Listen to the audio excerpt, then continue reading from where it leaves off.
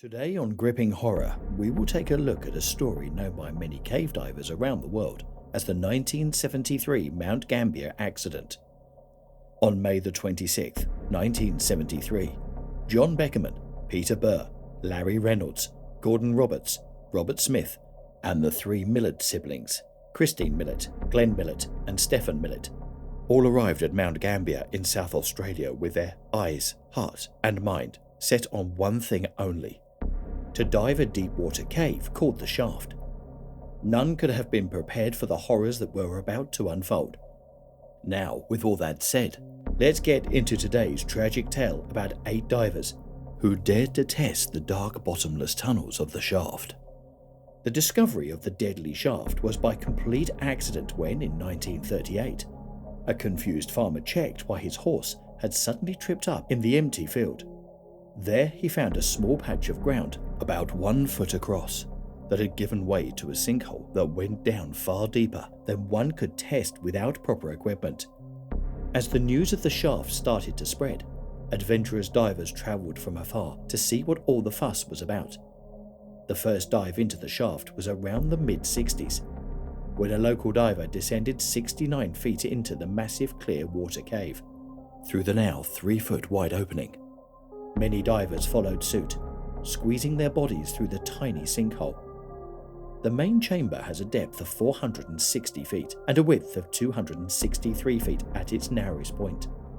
The entry point is about 20 feet below ground level. Consequently, divers and their equipment had to be carefully lowered into the water from above.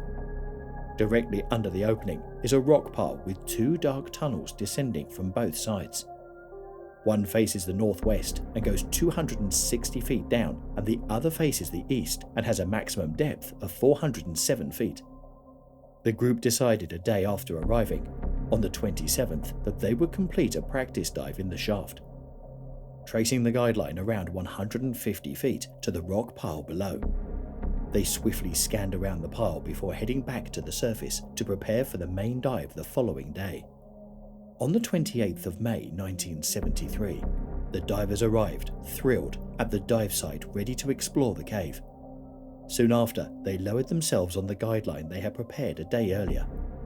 Robert Smith, the more skilled diver out of the group, said in a personal statement that they planned to go no further than the edge of the rock pile, especially making sure to avoid both tunnels adjacent to the rock pile.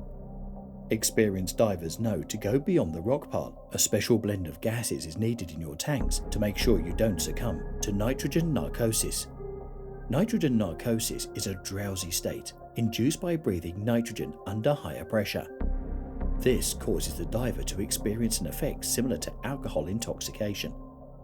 The deeper you go, the greater the effects, which significantly impair your cognitive and bodily functions, in several cases leading to drowning and death.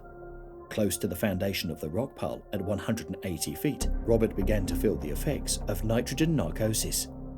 With his knowledge on its effect, Robert signaled to the group that he was going to swim back to the top of the rock pile. While the rest of the group continued exploring, Robert waited patiently swimming around the top of the rock pile. Glenn Millett would then return and convey to Robert that he's running out of air. Robert and Glenn then hurried back to the surface where they found Larry Reynolds already waiting for them. Minutes later, Peter Burrows surfaced with his oxygen tank completely empty. Glenn, knowing that the other 4 divers still in the cave would be in the same predicament, strapped on a spare tank and went searching for them. Arriving about 230 feet under the surface, he would find the lights and camera of his brother, Stephen Millett, but could see no more than 12 inches in front of his mask. The whole area around him had been silted out from the group's initial descent. Glenn would try his best to find them, but in the present conditions, it was almost impossible. Defeated, he realized he would have to head back to the surface to avoid endangering his own life. Robert Smith also joined him, but he could not go beyond the drop-off at 225 feet due to the onset of nitrogen narcosis symptoms. At this point in the rescue, it was evident to the survivors that their friends and family were no longer alive.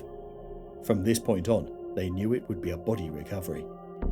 The next day, the police sent in their dive team down around 200 feet but could not find anyone. Almost 8 months passed before the first body was located. The other 3 victims remained hidden in the cold and blind depths of the shaft. In total, 8 separate dives and light equipment was needed to recover the bodies. They were found ranging from the depths of 50 feet to 195 feet below the surface. It took almost a year of painstaking effort to recover all the bodies from the shaft. On this day, the lives of Stephen Millett, Christine Millett, Gordon Roberts and John Beckerman were lost.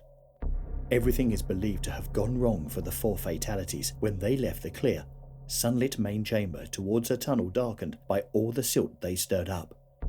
It is assumed that, at this point, the victims were experiencing the effects of nitrogen narcosis so severely that it caused them to go deeper and deeper into the tunnel without realizing the dangers. As of today, they are the only known deaths in the shaft.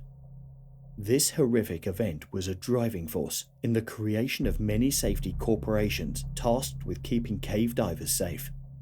Regardless of this tragedy, the cave is seen as safe and takes many divers yearly. Sadly, it is another story of adventure gone wrong. Unfortunately, as long as the human race endures and walks hand in hand with curiosity, tragic stories like this will have many sequels to come. If you've made it this far, I just want to thank you for watching. I hope you enjoyed the video. If this is the type of content you enjoy, I would like you to consider subscribing to my channel and hit the bell icon so you don't miss any future uploads. If you have any suggestions, drop a comment down below and let me know what it is. Once again, thank you so much for watching, and hopefully I will see you in the next one.